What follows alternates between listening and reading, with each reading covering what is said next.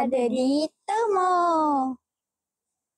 Temo merupakan sebuah pekan kerja yang terletak antara Kampar dan Tapah. Nama pekan ini berasal dari sebatang sungai iaitu Sungai Temo. Pekan kerja ini wujud sejak zaman penjajahan British di Tanah Melayu. Semasa orang British datang ke tempat ini, secara tidak sengaja menamakannya Temo. Walaupun pekan Temo kelihatan tua dan usang, tetapi sebenarnya menyimpan banyak kisah di sebaliknya. Pengguna jalan persekutuan dari Tapah menghala ke Kampar sudah pasti akan melalui pekan Temo yang sunyi dan kusam ini. Walaupun terletak di jalan persekutuan, namun peranan dan kepentingan pekan Temo dibatasi oleh Tapah dan Kampar. Ini menyebabkan rumah-rumah kedai di sini lebih banyak yang kosong dan sepi. Kami berada di Tasik Temo. Taman Tasik Temo ialah tempat rekreasi menarik di Temo. Taman Tasik ini diurus oleh Majlis Daerah Tapah. Ia amat sesuai untuk bersantai dengan seisi keluarga, terutamanya pada cuti hujung minggu.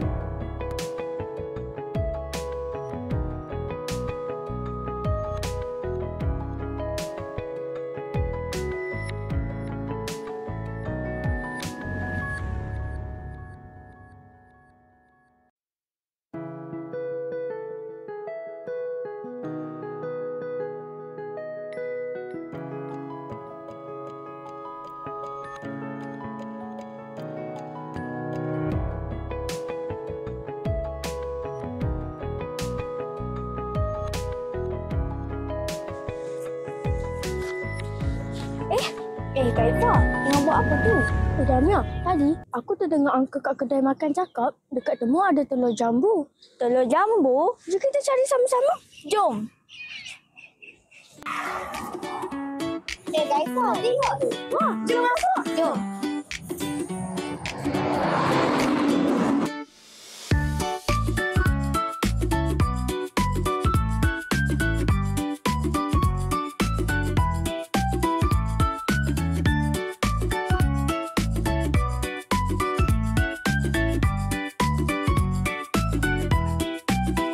The Hut merupakan kedai yang dimiliki oleh Lianqi Farming Sendirian Berhad. LK Farming telah menghasil dan mengedarkan telur komersial bawah jenama LK Fresh sejak dari tahun 1977. Sehingga kini, LK Farming telah menghasilkan telur berkhasiat dan rendah kandungan kolesterol yang baik untuk kesihatan. Tujuan The Hut yang didirikan khas di depan pintu ladang adalah untuk membina hubungan yang lebih rapat dengan pelanggan. Kini, The Hut telah menjadi salah satu tempat pelancongan yang cantik dan menarik di sekitar Temo.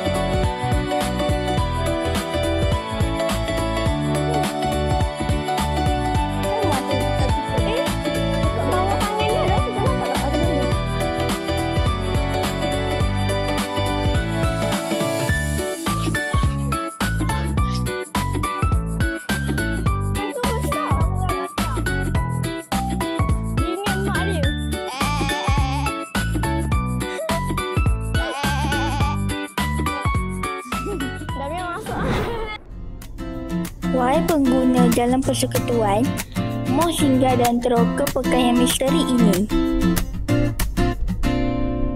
Bangunan lama yang kian memperlihatkan keunikan dan nilai budaya masa lalu. Seolah-olah mengingatkan kita betapa pentingnya bangunan bersejarah dipelihara agar nilai sejarah dan budaya dapat diwariskan ke generasi mendatang. Telur jambu dan hasil ladang yang lain menunggu kedatangan peminatnya di Pondok Kayu. Haru ternakan menyambut ketibaan para pengunjung dengan riuh dan mesra.